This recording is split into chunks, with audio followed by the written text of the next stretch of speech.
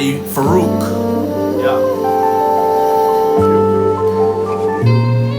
I've been authentic all my life, no ending white rice. My mental is in strife, eternally I'm trife.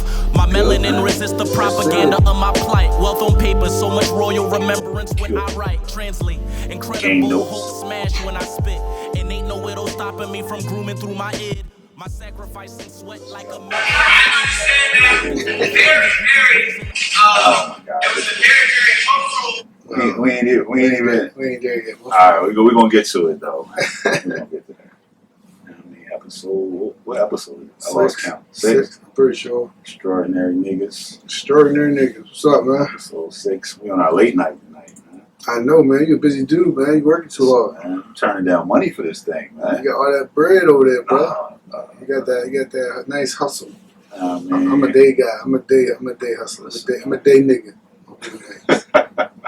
I'm a night nigga. You're basically the night nigga. Hey, them night dudes be making that bread, man. Get all that OT, time and a half. You know, streets be quieter. It's that blue collar. Yeah, I know. It's that blue collar. I don't got that. I worked on a day. That white collar bull, baby. When the court's closed, I'm closed. Yo, somebody came at me about the name again. Why they say? What they say? It's like, what's the complaint? I like it, but you know, maybe the niggas, extraordinary niggas. Were they black? Yes. Okay. Ain't no way. You think somebody? I mean, a white person might say, well, why did you use that word? I can see that. Yeah. Now, the tone that you came, and I assumed they was black, but I still had to ask. I mean, I think this is a regular. Do they use the word nigga? Or they one of those like hoteps that don't use it? Hoteps. Probably. Yeah. So I don't see anything they contradicting themselves. Fuck it. I don't know. I think extraordinary niggas is fit, man. And then you listen to the podcast. I'm rocking with it. I think if you listen to what we talk about, you will understand where that comes from. The problem too is that we didn't have video for the first episode, so a lot of people picking up at 2, and we kind of talked about it a little bit in depth. Let's talk about it real quick. Break it down to why is it extraordinary niggas? Listen, man. I wanted to say, what was the name I said? Greek guys or something. Great guys. Ain't no fucking Greek guys. Greek guys. Nah, he said no great guys. You know, hey, let's call it great guys. I said 2 ordinary bros or some shit. I don't know. But I think we talked about the extraordinary nigga because it's like what's that word called? It's like a paradigm or a contradiction. Oxymoron. Yeah, pretty much. Because to be a nigga is the definition is ignorant, right? So if you remember we said niggardly, you ain't like that. So if you're a nigga, like theoretically you're ignorant, you can't be nothing. But then you can be an extraordinary nigga. So it's like paradigm. So for me, like, it was just having 2 words that was very far apart. You did say that. You know what I mean? So, and I was thinking, because I really wasn't in love with it. You didn't? Nah, I was like, eh. They like it though. But then when I started thinking about it, I was like, all right. Like, what other 2 terms that you could come up with, like, that's just, you know what I mean, far apart, so. But not only that, I think those 2 words, extraordinary niggas, together, it just says a lot. Like, it can start a lot, like, a lot of things. Why using the word nigga, how you're extraordinary, like, all that can just be thought about just with those 2 words. Nah. So somebody, I didn't explain all this. I was just like, tell them listen to episode 6. Episode 6. Right. Just they text them like, yo, check out episode 6. When we drop. I don't know if we're going to drop on time. So then, I don't know. This might be a Wednesday drop. It's a late night, bro. Right. This might be on CP time. Well, let's hope that they ask for it. If they ask for it, that means we're doing something right. So then I have people who like the audio. Mm-hmm. Then I have people that like the video. Like, I got either or people. Yeah, I don't know. Ever since we started Facebook, I don't know. I just put it out there and see what happens. Yeah. But I don't know what the likes are like. I mean, listen, man. Why are we doing this? Just to do it. One day it'll matter, but right now it's like whatever. I mean, I think one day, like, I mean, if we keep hitting these topics and the shit that we talk about, especially as we go into season 2 and progress, I think we'll get more like, you know, understand where we go wrong, we go right. But it's just like, man, it's for fun, man. It's the shit we already talk about, though. Yeah. Nah, for real. So it's like shit we already talked about. We're just doing it to record it, and I think for real, this is the same as if you put a camera in one of our hikes. Right. It's the same shit. Same stuff. It's like same stuff. Then the hike is like the same shit. When I came with the crib, the same shit. It's just now you got a mic. I mean, a nice expensive ass mic too, but furnished by the Matrix. So listen, right? This is so much stuff.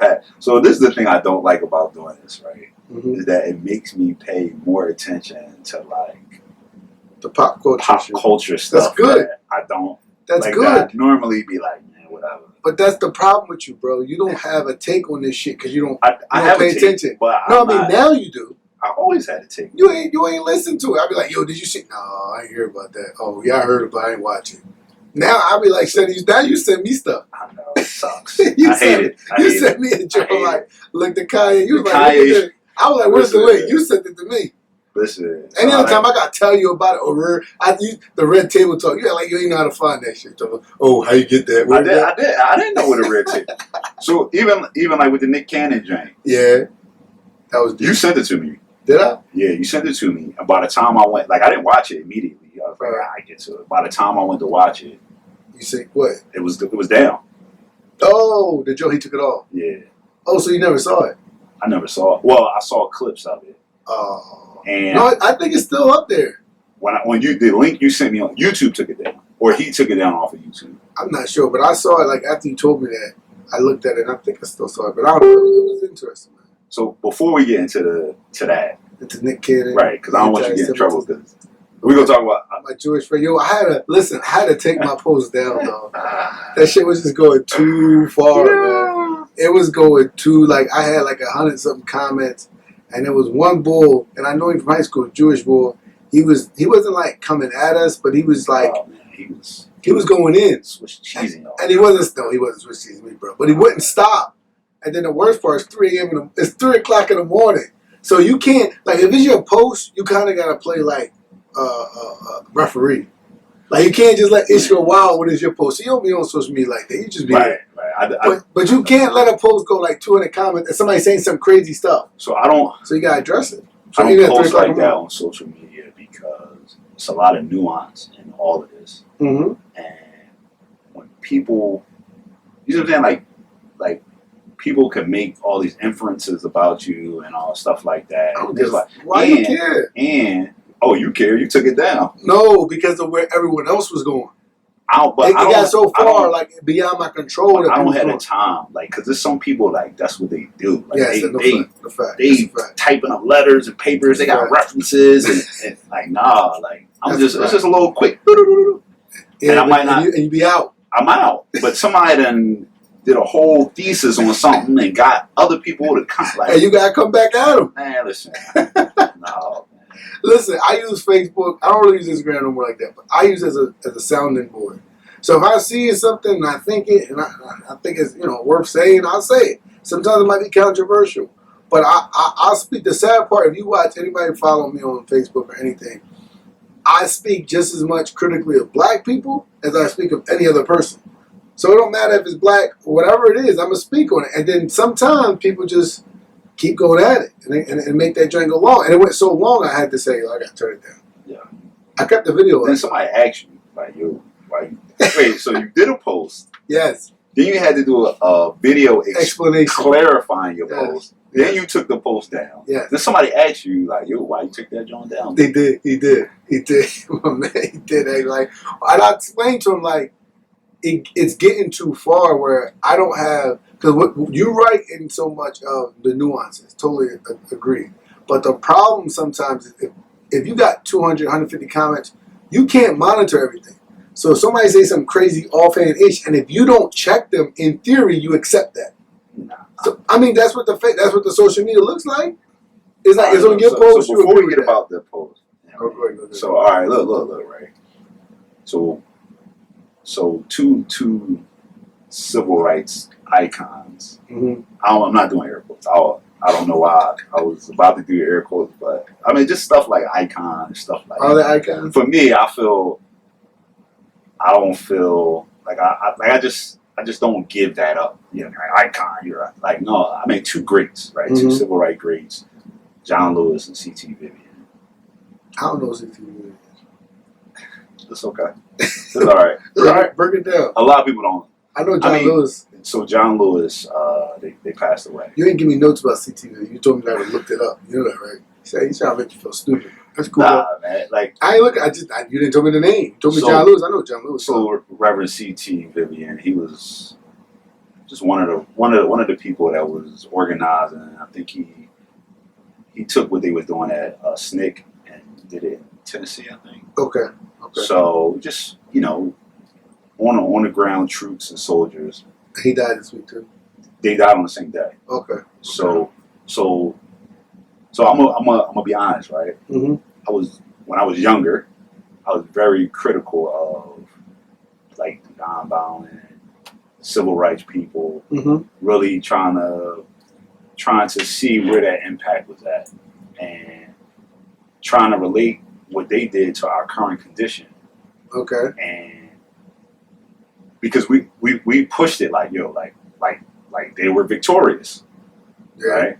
In theory, right? They were victorious. They did these things, and I really, being younger, you really try to understand and see if they were victorious, why stuff look like how I look now. True. Like why we still in we talking about Breonna Taylor, George Floyd, like why we still got to say all these things if those people were victorious or they was these greats, And are they victorious?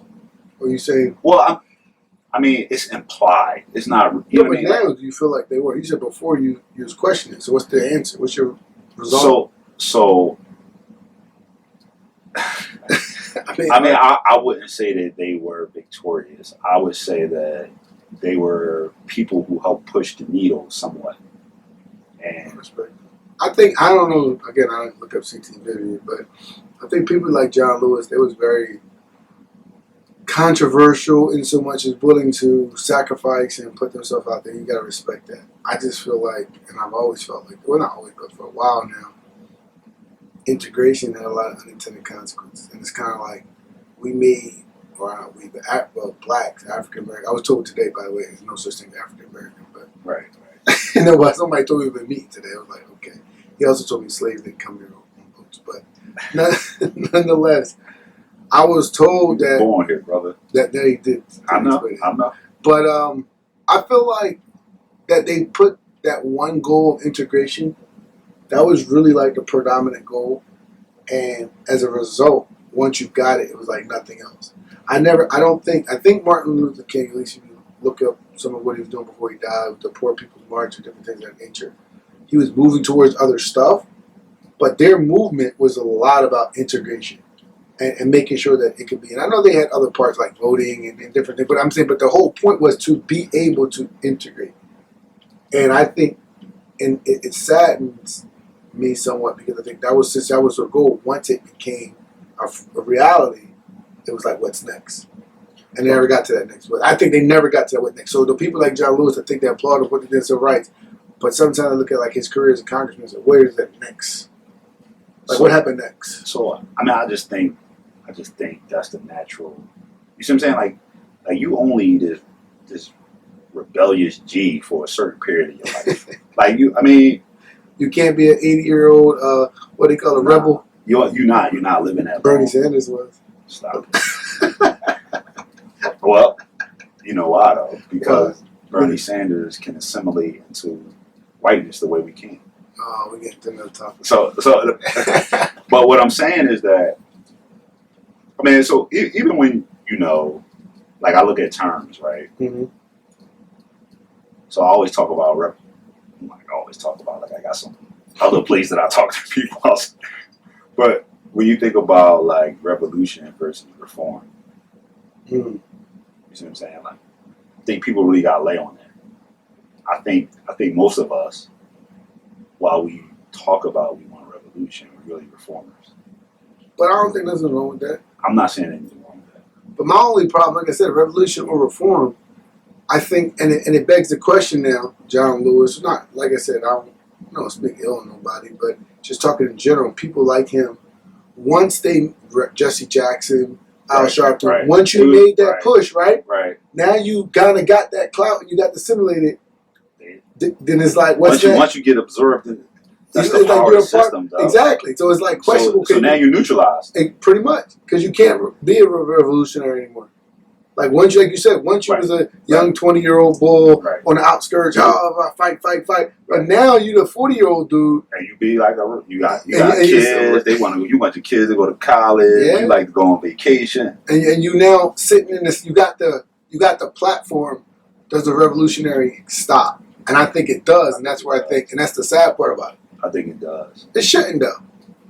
I mean, I would hope to be a rebel till the day I die. I think the system is designed in a way where it's just you a rebel. You think you're a rebel right now? Pretty much. I'm pretty much. I mean, like I'm not here like breaking down the system because it ain't really that type of party. But my life is just not built like that. It never was. But what I'm saying is rebel meaning that I still don't like. I think a lot of people once you accumulate that status and stuff, you don't want to lose that. Right. So you'll keep. I won't say you. You will. No, it's No, I'm not gonna say like you dancing just for BS, but you only gonna go but so far. You're only gonna go but so far. And I feel like me personally, if I was broke 10 years ago, if I go back broke, F it. Like it is what it is. Like God, like I think it's a different level for me because personally, I feel like God put you where you at. So whether or not I'm a rebel or not, if it's decided to go, it's gonna go. So I'd rather go out on my own terms though. So I do want to say I respect like those people. For facts. Right? I respect John Lewis. Facts. I think, they made like a great sacrifice. Facts. The other thing is so even when it comes to voting, they be like, your ancestors died for you. Like, because I feel like they felt like that's what they needed to do at the time to gain some kind of equity. Agree. That don't mean that they were right though. I don't think they were wrong with voting. I'm just saying in general. Yeah, I agree. The things that our ancestors did to help us along the way. I feel like I was like, oh, this is what we need to do. But back to my point, but once they got it, where was the plan? Where was 1A or plan 2? Listen. like you got the right to vote. All right, what are you going to do with it? So then it's like, oh, I'm a change from within the system. Yeah, that's the BS. That is the BS. I think it's hard. Unless you're ready to lose that clout. If you can change within the system, I ain't gonna say you can't, but you always gotta be prepared to know that at any point you get clipped. At any point, and then if you prepare for that, you can do it. But if you're not prepared for that, you're gonna be like, I can't do this. You're gonna be hesitant because you know you're not ready to get clipped. And I ain't telling everybody to understand what I'm saying. I'm only speaking of clipping. Your position in the system is gone. Right. So you take people like they criticize like the whole non-violent thing and stuff like that. Mm-hmm. So getting older, understanding things a little, like even though you may not agree with that particular strategy, those people still sacrifice so much for him. Without a doubt. They was arrested. They got records. They went to jail. Shit, they got dog sick on them, man. They lost their lives. No, without a doubt. All of that. Without a doubt. So. And you know what someone told me? They love living in the South. Like the South and the North, the mentalities was completely different too. So like if you look at it like Black Panther Party starting out west in Cali, that mentality couldn't have lasted in the South. Like the way Jim Crow was at the time, if you'd have went that far, it would have been like a war. That was a little bit later too. What do you mean? Black Panther Party came. The 60s. It was a spinoff from like the Snake. Southern leadership. Yeah, because Stokely Carmichael and others, they was pissed off. They wanted to break off. But what I'm saying to you is, understand when I lived in the South for 3 years, talking to people, it's a different mode of how they operate. Like up in the North, you rough. You say how you feel. You say with your chest. Like you just do that. Them, they kind of like, and they say it behind you sometimes. They be like the Southern hospitality. So what I'm saying is, I agree with you that I looked at why. But if you understand their how they operate, that was the best method they could do, I think, in that method. And then it was also showing the world the craziness. And then that was the strategy. I mean, that was a huge part of what what kind of caused the black eye, and that was a huge part of why Malcolm X was able to be agreed to say, all right, I'm taking this thing to the UN. Agreed. You know what I mean? Because it was known.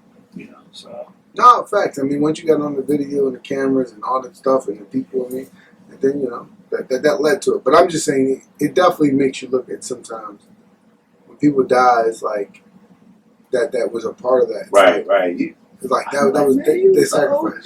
Like, I mean, you know, I just think it's just part of my nature. I'd be like, man, like you had them on the ropes. Yeah.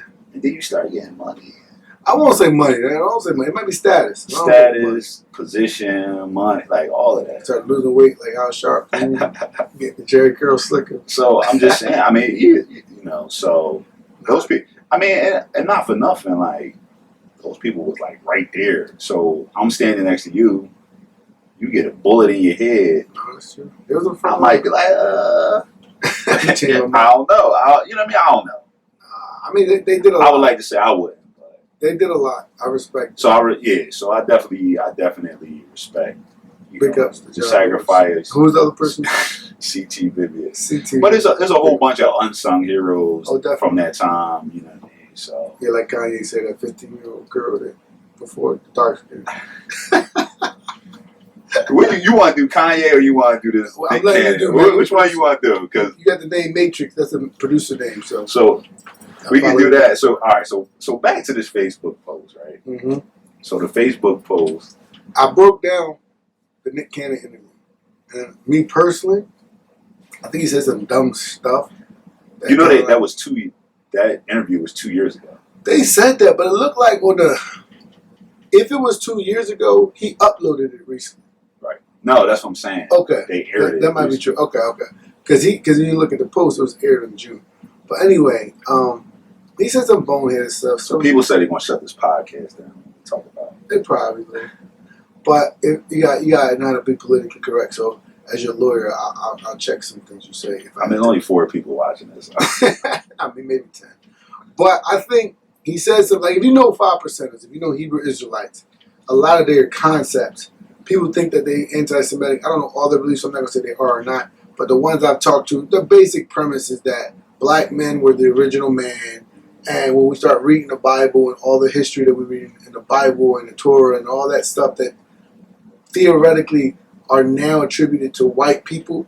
And I'm not talking about attributed to white people by necessarily the people themselves, but look at the pictures, look at the drawings. Everything's now attributed to white people. They believe it was the black person. So my point is that, generally speaking, that was the type time he was on. You know what I'm saying? He said some other stuff about the melanin, and I didn't get that. It was a little weird. But I just thought he's trying to say. But my point is, that wasn't really anti-Semitic. And the other thing he said, which is like the melanin thing I'm saying, and if it's true, during the time, if you look at even Israel, Africa, Egypt, parts of like Egypt, Mesopotamia, they was thriving. They had like... I just want to clarify that. Egypt is Africa. That's what I mean. Yes, it is Africa, but people don't think of it. But that's what I'm saying. They were thriving. It was African, Middle Eastern area that was thriving. And yet, you look at the North, it was like the Dark Ages. That's what it was called, the Dark Ages. Yo, it was the Dark Ages. Let's be realistic. So this is what I was it not called the Dark Ages? Yes. All right, and then they have what after the Revolutionary? Is it Revolution? Crusades? No, that's after that because that's like the Roman Empire more. So I'm talking about when they had it's called the Dark Ages, and then I think is Revolutionary where they started doing the paintings and shit, and they started really being I don't know. Renaissance. Renaissance. That's what it's called. I know it's an R. So my point is, it was the Dark Ages. So what Nick was saying, which again I don't know if I would agree per se, but he was saying the reason definitely referring to that the Middle East, Africa, people of melanin or color was thriving, had societies. You look at the Mali Empire, Ghana Empire, all that stuff. And then the people of North, they were jealous. And he said that they basically was jealous because of the color. Now, I don't know if I agree with that, but it was dumb. But again, I don't see how. So one of the things that I was thinking about is that, like, this conversation is a black-centered conversation. Agreed. So I think not understanding the black perspective in all of this, like, leads to somebody to say that, or to feel like it's anti-Semitism, right? So the way all of this stuff works is that it's really not the intent. is how it's received, right? You mean that's the like With anything, anything where somebody is offended is not how you intended it; it's how they received it. Right? agreed? So, well, I think that if you understand who's saying it, or you understand the mentality of who's saying it, you possibly may not be offended. I agree. But my problem is what you just said is how we look at every statement anybody makes something that's quote unquote anti-Semitic. So, You know, if somebody say if the white guy says something about black people, we look at that. Oh, that was an accident. That was right. They use that word in a different way. He just whatever it is, the black face. Oh, it's not. But as soon as it's something anti-Semitic, it's no. But it's no perception. But it's assumptions that's made. Like one of the assumptions is that so when like black people, for the most part, not all, see Jewish people as white. I mean, are they not? I don't know. I'm talking about the black perspective. No, I mean, Most black people, I think they are. see Jewish people as white. I think they are. I don't personally. Not all Jewish people. Not all Jewish people in America. I would say right, most Jewish people predominantly in America are white. Yeah, 90%. Like so. Like if they go to census, they're not checking nothing else. I don't know what they check in the census. I'm talking about from a black perspective. Like we see Jewish people as white. And I think the other interesting thing is we see them as white, but I think society probably sees them, but I think until they either say they're Jewish or maybe some of their last names, you won't know that they're Jewish. No way, right? Most of the time, you wouldn't know. Like you don't know. Like there's some names that you kind of can kind of pretty much guess or assume, but for the most part, you don't know. The other part is that it's black scholars and historians that black people look to get their information from, because black people can't trust that information. None of the information that black people have a distrust for the government, for the information that comes, like just naturally, and it's right, not even naturally, rightfully so. Right. Rightfully so. So people, it's conspiracy theory, right? Listen, we have reasons. Black people, in particular, have reasons to believe things other than what the quote unquote norm is, right? That's true. I mean, I could, from what's the syphilis thing to the, you can talk Tuskegee experiment. To like the one with the lady in Baltimore. They took her. Her cancer cell. I mean, I could go on a list of reasons why, black people generally don't believe the narrative of history that's told to them. So there are black scholars who talk about the history of where people came from. I mean, one of the books I remember reading early on was the Journey of the Songhai Empire. It's written by people. I can't remember off the name, but they're from here, and it talks about the origins of people, and they discuss different characteristics, and I mean these are recognized scholars, So I think that just really understanding a conversation between two. That's the other thing. It's not real space for black people to have conversations and maybe not get everything right. So, and I'm not. If Jewish people said that they feel like it was anti-Semitic, then I can't dispute that. Okay. I can't tell somebody how they feel. Like I can't. No, but anti-Semitic mean it's like saying something was racist. Something might not be racist. If you call somebody calls somebody nigga, that's racist. But everything, it can be offensive. But everything that people say is racism. Black people, I see black people all the time, be like, "Yo, this racist." I'll be like, "Oh, that's not racist." I agree. That's my point. It can be offensive. Somebody can offend you by saying some ignorant ish, and it may not necessarily be racist. So what I'm saying is that's the problem I have, and that's the problem I was having on Facebook and discussing it, was that just because it offends you, they may have been wrong, they may have said something that was offensive, but that's not racism. It's not anti-Semitic. Anti-Semitic is synonymous to me with racism in the black. Racism traditionally you talking about black, white. But I don't even feel like now Nick Cannon is not like the normal person, but his psyche is born out of normal black people experiences, right? Mm-hmm. Like I don't even think a lot of anti-Semitic. Like I don't even think that people like understands Semites. You know what I mean? Like yeah, they don't know the history of it. But that's my point. But to them, a lot of them Jews are white. Right. To them. I mean, and what I'm saying to you, I think the big thing about Nick Cannon, right?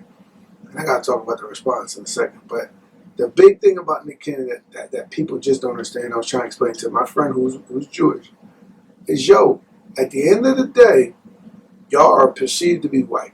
So because you're perceived to be white, if there is a conversation where they're attacking white people, you're going to get incidental contact. It's not on purpose. And he was mixing them together. A lot of, I mean... And is that right, wrong, or different? So Jewish people like other immigrant groups in this country, right? Whether it was the Irish, whether it was the Italians, you know, whether... They're all white. They're white. I don't... They're white. Russians... They're all white. Unless you got an accent. They're all white. They're white. You know what I mean? So... It used to be... Not even white. They come here to be white. I wouldn't say that. No, but I don't think they come to be white. They come here to reap the benefits of being white. I don't know if I say that. Me personally. I mean, I'll tell you this. I'll tell you whether they want to reap the benefits or not. They come here, and they will reap the benefits of being white. But that's by default. To America, the American dream is a white dream. Nah, it can be a black dream too. It's not a black dream, man. I'm an American dream. It's a black nightmare. You made American dream. Look at you. Man, stop it. Get ready to take your vacations and shit. And Kanye made the American dream. Now it's only but so far that dream gonna take you as you listen. Let's be realistic, bro. Let's be realistic. All right. If you go to other countries, black or not, like African countries and different countries, you name it, right? It's only but so far you can go by birth. No matter what you do, it's only but so far you're going to go. Not in America. Not in America. Not if you're white. No, in America, not even if you're black. For example, statistics will show if you get a higher education, you got XYZ more earning potential. You get secondary degree, XYZ. So all I'm saying is in America... Those statistics are not the same for black people than they are for white people. They're not the same in comparison, but they are the same in totality for the general population, meaning that the general population, yeah. Yeah, that's my point. So that's the American dream. Is it limited for black people? Hell yeah. There's a ceiling. But, if this is our ceiling, if they say the American dream is an Irish unlimited person, if a Jewish person, if a Russian person come here, they don't have a ceiling. Right. That's what I'm saying. But you can still have American dream though. They come here for the American. But so I don't they come think to assimilate. So they come. That's whiteness. But I don't think that they understand that. Let me explain to you why. If you go to Russia, how many black people there? Very little. So it's all white. Right. So they're already in it. But so they just see it as the American dream. And that's the problem with Africans sometimes. Oh, why are you like this? Why are you here? Like you could just know. The accent right there. Yo, yes. I don't want to get to that. But my point is, the point I'm making is that people see America as it's an American dream. You can come here and be anything. And you look at other countries, no matter how much Islam or whatever, you have limitations off rip, right? And what I'm saying to you is, when they get here, because you're trying to navigate that American dream, you're going to fit in with the easiest road. So if you're Russian, if you're Polish, if you're Italian, if you're French, you're going to get the white privilege because you look like them and you're going to fit in with them. You go to the country club, you're going to fit in with them. If I go to the country club, I'm automatically getting looks regardless. And I've been to country clubs where I'm the only black guy in the area, even in the employees. And they're going to look at you. So by definition, our ceiling is lower because of our skin. And that's just the reality. That's what I'm saying. But you still have the American dream now. It just might be a lower, smaller dream. But you have it. Listen, brother. It's the American nightmare. I mean, it is. I just want to clear this that I don't think all those people who we would call white from other countries come here because of white privilege. Do they reap the benefits indirectly, or even by default? Yes, But I don't think they come here to reap those benefits. I don't think they'll understand this. I think that's the definition. Though. Like you can come here, and if your skin look like whatever, you could achieve. But I don't think they understand that. I think that's why they come here. Nah, I know people who come here from other countries and they don't understand racism. They don't understand because in their country it may be different forms of racism. Like for example, I had a friend, when I did my MBA, he was in Colombia, and I think it was Colombia. I don't remember, but anyway, down there the big thing was Catholic or not. So if you were Catholic, you were like the mainstream. If you think people from other countries don't understand what racism is, no, I'm not. I'm saying American racism is different because you said before, black is always to the bottom. In other countries, it might be different things. For example, you go to Africa, remember Rwanda, the Hutu, the Tutsis. It's different. We talking about European countries. You think people in Italy and Spain and Greece don't understand what racism is against black people? I don't think they understand the scope of what it is as it actually is. Because I've talked to people that from other countries when you go travel or when you come here, and they don't understand it personally. Like, I think the systemic aspect of it they don't understand. Because, like, for example, I know people are French, right? And when you talk to people of French that's from Africa or Nigeria or different places, they look at them as African. So it is a discrimination towards the African. But I don't think it's a general discrimination toward all people in there that have any color on their skin. Like, even in France, it's the Muslims now. So they have their discrimination, but not like here. So my thing about... So my whole thing with the Nick Cannon thing is really to just advocate for the black perspective. Like, I'm not, like, whatever, you know, if Jewish people feel like it was anti-Semitic, then I'm not saying it's not. But I do think that it's a black perspective that needs to be understood when looking at stuff like this. I mean, even, so, you know, so he went into, like, the whole, like, off, like, you gotta understand, right? To black people, they've seen people outside of their community control them. Agree. They've seen, you know, in the 60s, it was, at one point, it was Jewish corner stores. And then it became the Chinese stores. Now it's the Dominican stores. It's like, so we've always had this thing about the business owners and the businesses. But some of that is on us, too. A lot of it is on us. But a lot of it is systemic and not on us. It's systemic, but it's still on us.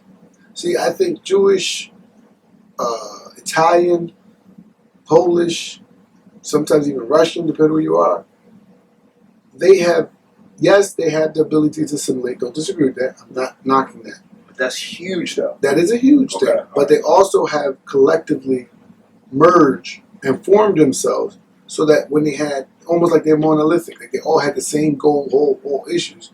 And generally speaking, it kind of forced the mainstream to accept them better. And I do agree that as being black, it's just not the same. But what I'm saying is, taking, for example, you just mentioned the corner stores. We could have done more to take back parts of our community, in my opinion. Yeah, but we left to be assimilated to white people. I think there's more involvement around why that didn't happen outside of our control. I think it's more policy. I think it's more. It's some. Distribution of finances and stuff. It's some. But I also think that we could have done better. That plays a. I mean, okay. In life, we can always do better, right? Like, I'm just saying we can't point to how many times in this country are different ethnic minorities going to surpass black people, because it happens all the time. So at what point we got to point at ourselves and we got to do some shit? I mean, but it's substance. It's all kind of things that they can get. But again, I'm asking you a question: when we going to look at ourselves and say we got to do some shit? I think we have plenty of times, and it gets destroyed. It gets like you want to talk about.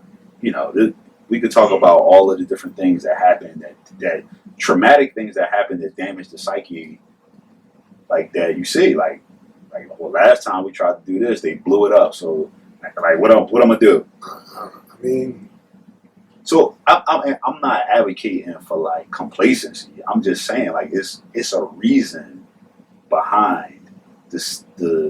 Listen, what my African Americans in this country are just a big social experiment, dude. I mean, I hear you. You gotta get like one of my homies like bastardized Europeans. I guess it's too deep for me. You want to go to Kanye now? You know, man. But I don't. Real quick to end this conversation with Nick Cannon's situation. My biggest problem is he got to hold his foot down. He got to hold his ground. You can't do all that shit, talk that shit, and then now you lose your job at Viacom, you lose this and that, you want to panhandle and beg for forgiveness. I mean, stand up. I mean, apparently did. He said, come to revolt. What did he do? He don't go there. So all I'm saying is I feel like at the end of the day, you know, it is a double standard. Because white people get fired from shows, and go to next station when they say some discriminatory shit or apologize. But when it happens in other ethnic groups, specifically in this situation Jewish, the Deshaun Jackson statement was horribly stupid. But he got to go visit now synagogues to prove that he's sorry. So I mean, but he got to go to. But Riley Cooper almost did that. But Riley Cooper, you're right. But Riley Cooper just simply got. I don't know if he got fined. He might have got fined. He might have got spent a preseason game. I can't remember. But it was that, and it was over. He said, sorry, that was it. But why did Deshaun Jackson have to go to synagogues now to educate himself to sit down with a rabbi? Because it's okay to be racist against black people. That's why. And that's the problem. That's the problem I have. So it's not even talking about the Jewish experience. It's talking about as black people, like you said earlier, it should be some freedom just as white people get freedom. Because they say type shit all the time. Whether it be on news, whether it be public, whether it be in private. I don't even think most people understand is being Jewish a race or ethnicity. Ain't they the same thing? Race and ethnicity? Or is it a religion? Race is not the same thing as ethnicity. Well, historically, I think it was ethnicity, but over the years... Is it a religion? It's definitely a religion. But I think over the years, you figure when they, merge a lot with the Europeans and different things, now it's pretty much just a religion. But I think historically, people in Israel will tell you it's ethnicity. But I think if you look at Jews all across the world, they can't have that. Because somebody was like, yo, y'all should have a Jewish person on the show. I was like, why not? I was going to bring my man. Because I like this is a black-centered conversation. It could be an inner dialogue, interracial. Interfaith, yeah. The whole hands. We have a imam, a rabbi, and a priest. I cuss too much for that shit.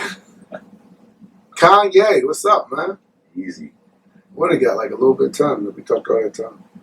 But that boy crazy, man.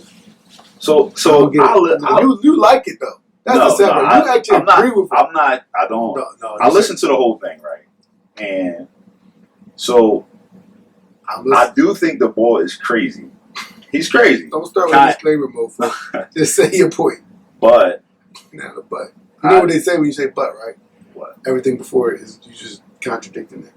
So you say, but that means no, he's crazy. I can't contradict it. He's crazy. He was like had a whole meltdown. He cried about his dad not wanting him. So this is the thing, right? So the Harriet Tubman statement.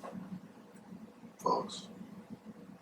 It was oversimplified. Great. It was inaccurate. Mm-hmm. But if you listen to the statements that he immediately, I think the statements he said immediately afterwards, where he talked about how there's no ownership. No ownership of what? He said we don't own like the NBA or the music stuff or something like that. So I think that I think that's more telling about where he was trying to go. Nah. I do. I mean, so this was worse than the TMZ one, but go ahead. What? About slavery was a choice. This was worse. So they both are taking statements, if you think about it, are oversimplified statements. I agree. Right. But this was worse. Right.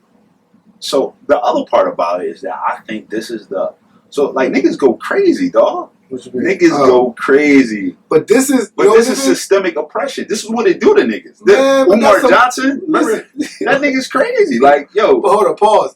That systemic oppression is the systemic oppression of... That's not fucking systemic oppression. It is systemic. You know what that is? That is, I can't be as great as I want to be, so I'm going to go crazy. Dave Chappelle. You a billionaire. I think it's the same. He's a billionaire. Kanye should nowhere be having... I mean, I'm saying mental breakdown. Everybody has mental condition. That's not my point. It's all relative, but here's what I'm saying. Bro. But he cannot be screaming and hollering. He's allegedly running for president, and that is the speech he's yelling about? Like, that's kind of... president. But that's like oxymoronic, bro. Like Donald Trump that, being the president. But listen, but that's completely backwards. That at a presidential rally, you're screaming out about no ownership. Yeah, but it's no. What are you doing? But you're a billionaire. No rules no more, dude. Like Trump opened the floodgates for this foolishness. I agree, but my 15% of Adidas royalties. God damn, my G. 15 fucking percent of all them Yeezys. They $390, man. 3 bills, dog. $390 a pair of Yeezys. Down Common Ground. Y'all want to go down to Common Ground in Philadelphia? Small plug. They ain't giving no money though. But $390. He get 15%. 10%, $39. That's 60 bones. I mean, it's so I can't even address the Harriet Tubman statement. So that's all I'm saying. I could think about what he said afterwards, though. The ownership, I agree. Ownership, I agree. So how it's like what's being free then, right? What's being free? But again, he is, and this is the same thing about the slavery of choice. All the shit he says, he's the wrong person to be saying. But why though? Because his only reason for saying it is because he's not accepted by the elites of the elites. And he don't understand. And this is part of, I think, black people's problem. We not going to be fucking accepted. Accept that. Grow up. No matter how much billions you got. I mean, listen. Yeah, but you ain't got the billions. So you got billions. Listen, I accept it. We second-class citizens. No, but you are second-class citizens because you were in second class regardless of race, wealth, whatever. We already second class. But within my period, within whatever level you at, you second class. No, let's clarify something. Your income level, my income level, where we are as far as middle class, right? We're not getting into the highest country club, and our white counterparts aren't either. Yeah, but nobody's really getting into that in our counterparts, right? So listen, you judge yourself against the level that you're on, and even within that level, nah, you can't. Not in America. We just said our ceiling is lower, right? So if our ceiling is lower, and even amongst middle class people, you're still second class. But you can't categorize yourself against middle class people. Why? You're middle class, aren't you? No. You're not middle class? No, I mean I don't know what the hell I am anymore. But I'm just saying that by standards, I don't characterize myself as middle with other. Whatever you clarify amongst lawyers, right? I'm trying to say, as I said earlier, our dream is different. Our vision, our lifestyle is what almost. I don't know if my lifetime. I definitely don't anticipate seeing it, and I probably don't anticipate my son seeing it. Maybe 2 generations later, maybe. But my point is, you can't run like we're in a totally different fucking race than them. So to look at them and say, oh, well, it's not realistic. I got no dudes who got beach houses and they make less than me. This is unrealistic. Yo, them most definitely got short houses. Short houses. I be like, where y'all working? Like, what am I doing? Like, it's just different. Yeah. My dad didn't give me shit. I'll be like, how? I pray that by the time I get to my grandson, he will be able to meet that middle. It'll be a beach house, a nice house, and a nice car. I'll be like, it's privilege. And it's not privilege because it's a bad thing. Let me explain that. When I say the privilege, it's your father's father had a home. And what they do, they gave it to the next man. And then they gave this, and then they use that leverage to buy the beach house. Yeah, so by the time they get the 3rd generation, they got something. But you still gotta fight for equity. I'm not saying don't fight for it, but again, when you expect it, it make you go fucking insane. That's all I'm saying. I think if you understand that it's going to be different, that's all I'm saying. Yeah, like my man, like perfect example, the bull who was fighting the, funny shit. I went down there, right? The bull was fighting, the black bull was fighting, Deontay. No, the legal battle with, Michael. No. It was the black dude who owned those networks. Oh, Byron Allen. Yeah. I met the boy too, right? Uh-huh. And he go down there, he fighting Comcast, right? And he was running all the black circuits, right? Yeah, pro-black, and we're black. And what happened when they have to go? We settle out of court. You don't hear them no more. So my point is, these mofos, they just want to be accepted. And when they get accepted, they turn their back on black people. Let's be realistic. Because they want to be accepted. And then when they're not accepted, they pull out the black card. That's how I feel about the Germantown Friends shit. That's how I feel about the Black at Masterman shit. That's my point. Kanye, Byron Allen are a perfect example of that shit.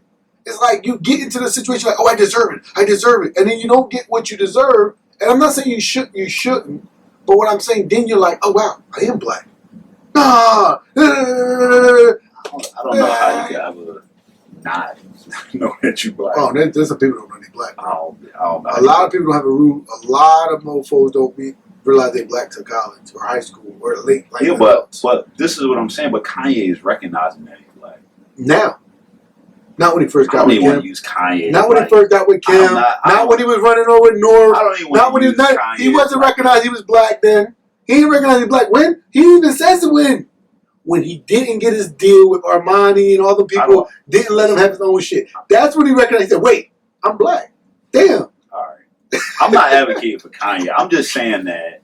That's why one thing I don't fuck with him, but I gotta respect Jay-Z on that too. Jay-Z, like, look, I'm gonna make my own lane. Even though I think he a little, I hate the word opportunist, but I definitely think he like capitalizes on shit with the NFL and shit like that. But my point is, he still saying, I'm gonna go do this title thing. I'm gonna go do this whatever the agency thing. Rock Nation. He said, I'm just going to do my own thing. The Diddy's of the world. But the people like Kanye, where they feel like they have to get it because they deserve it. When you black in America, that's just not reality. There's a lot of shit I fucking deserve, Ski. I know for a fact. I put in a hard time, but I don't get it. It's not that I'm gonna accept that, but I can't rely on that. That's all I'm saying. No, I mean, like, I think part of maintaining your sanity is understanding that. Agreed. Like, you're a black man in America. Agreed. And, even like with my kids, I'm like, we going hard after all of it. Right. But we still gotta put it in the proper context. Agreed. And we're not making no excuses. Agreed. We're not making no excuses. We're putting everything in the proper context. You gotta work harder. Gotta work harder. That's right. So, that's. But that's my point. I think. I had a point. Wow. Huh? You got a point. What you mean? You got a point. Oh, you agree with me now. But that's my point about the Kanye and the elitists. I don't think it's not that it's not racism or it's not that it's that. But when we talked last time about oppression, or we said systemic oppression, to me, a lot of those people in those high elite situations, it's because they feel like they have to get it. And I think you got to start with anything you don't. To be clear, Kanye is probably not going to get it because he is black, though. True. Or I'm not going to say he's not going to get it because he's black, but it won't be on the same favorable terms as someone who's white. So he might be offered it, but it might be at a rate of disrespectful manner that he feels like he doesn't deserve. It might be that. Somebody might throw him some. So they gave him Yeezy for him. They gave him Adidas. He got a deal, but it's just not going to give him the same situation as others. So why doesn't someone like Kanye just do his own thing? Because he wants to be accepted. And like you said earlier, the sanity, to maintain your own freaking sanity, you have to understand the reality of the world you're living in. And that's this problem. Perfect example. Who understands the reality? What's my man name? Damn, I can't think. Who the rapper? The African rapper. I just lost it. Akon. He understands the reality. He says, all right, yo. Like Akon. Fuck out of here. But Akon said, I'm going to Africa and look what he's doing. He said, and I understand that's where he's from, but my point is, he said, I'm not trying to make all that here. I'm not going to force the hand here. I'm going to do an area that I can take advantage of. So Kanye feels like he want to be real quick. So all right, so you've been to Africa, right? I have. I've been to Africa. A couple places. You think it's something there for black people in Africa? I think so. I think it's You've been to Ghana. I have not heard Ghana is probably one of the most accepting of places for black people. Was it? Yeah, I can't wait to go. I've dealt with people who have like businesses out there, and there's a good. I think the most interesting thing about Africa, maybe other places, but definitely Africa, is the natural resource game is still very wide open. So like water, even like, energy, like all of that. Like there's a lot of places like you can think of Africa almost like America in the 1700s, where you have like some countries have like 4 or 5 big towns, and then the rest is really, really rural. So there's still like plans to do so. So if you're in those spaces, I think it's very. But if you're like a lawyer like me, I mean, unless you represent an American company, it's not really like. But if you're someone who is in those different arenas, I do think it's very much so. So my take on it is that So I don't think it's like the panacea. I don't think it's like the thing. What's that word? You gotta use big. You gotta hit dictionary. I don't think it's the thing that's going to solve all the problems. Oh, I agree. But I do think it's possible you could get a better deal in Africa than you can in America. But you gotta be prepared for it, because like you go to Nigeria, they trying to like cutthroat herd. I'm not. So like you go to Lagos, you go get. So you ain't getting a better deal. Honestly, I didn't. Like I'm not. I'm just saying you're not getting a better deal in Lagos. You're not. They gonna see you coming. Exactly. They gonna scam 21 million. It's like New York times 3. Yeah, they gonna scam 21 million people. They gonna read you. They gonna, as soon as you open your mouth. No, I agree. So I mean, but I do think there's places in Africa, like Ghana was like very welcoming. They, you know, they try to be like real, like transparent with everything. I definitely think it's an opportunity. I think they got problems. I mean, everybody got problems. I think it's I just don't think their places, problem. I just don't think the problem is racism. I don't. Well, I don't know. It could be tribalism. I'm not sure. I don't know. When I was there, when I went to Djibouti in East Africa, I didn't really feel. I was there for about 10 days. I didn't see a big on racism per se, but it's also had a big army base there, so they had like 3 different army bases. So they're used to like different people from different outside. But no, I mean, but I think to go to your point, being my family from Jamaica and being there, I think a lot of those countries offer that. Right. Because Jamaica is a very similar thing. Like, there's a lot of things that you can bring to those countries that they just don't get on the regular. So that's why I say, if you're into that business, I know people really make money off of just bringing goods and supplying things. Like, I had this one client, she was supplying, like, iPads and stuff she was connecting the company to iPads. I knew another client who he was selling Caterpillars, like the trucks, to the government because he had to connect. Right. So like, if you're able to broker that shit, it's opportunity. But I just think that, you know, you got to have that skill set. No, not that. You know, like I said, like, but it ain't no guarantee. It might not be the 100% solve the problem, but you might not have to deal with the racism that you deal here. And the women are better. Beautiful women over there.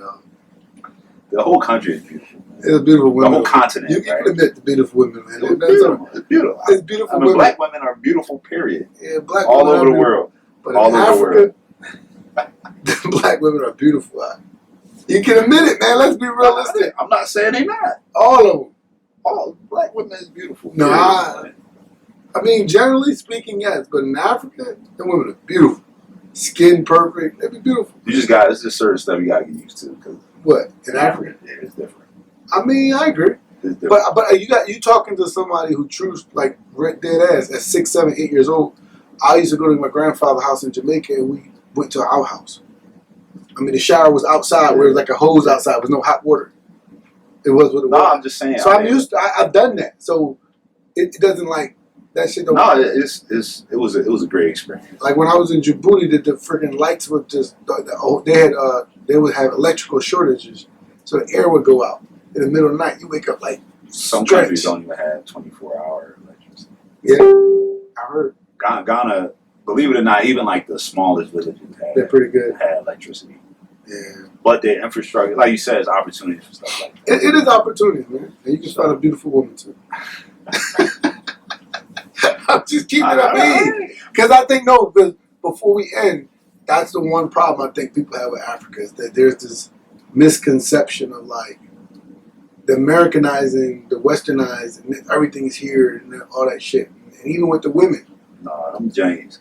It's a lot of beautiful women that's natural, but them Jones, they a lot of them want to be Western too. I mean, listen, the whole world want to be Western. If you think about it, I mean, America to Saudi, America, like they all want to be that shit. But I'm just saying, here we look down on them, and I'm saying you go over there, brothers. Even so our guy, right? This dude, like, first of all, I love this dude. Our guy, he still hit me up and stuff. You know what I mean? I get over to Joe and I'm like, all right, I'm thinking he's gonna have some name. He's like, yeah, I'm Elvis.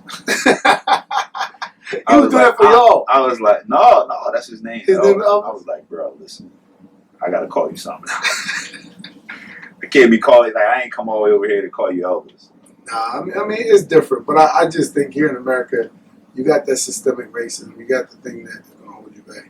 But you in other parts of the world, I think that John Drive nigga's crazy, dog. it drives you crazy only when you like, oh man, my 20,000 square foot house. It shouldn't be in this type of community. All these people in the hood self-medicating. Why you think? Yeah, I mean, all these people in the hood on drugs. Like, you see what I'm saying? Like, no doubt.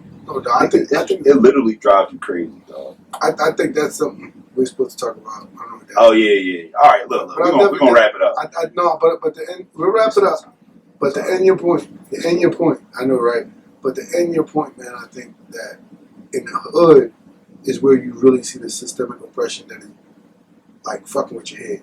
Because when you live in a whole, like, it's like, think about people talk about who you might have friends with Iraq or different places like that, and it's like combat all the time. Imagine that shit just happened in your neighborhood.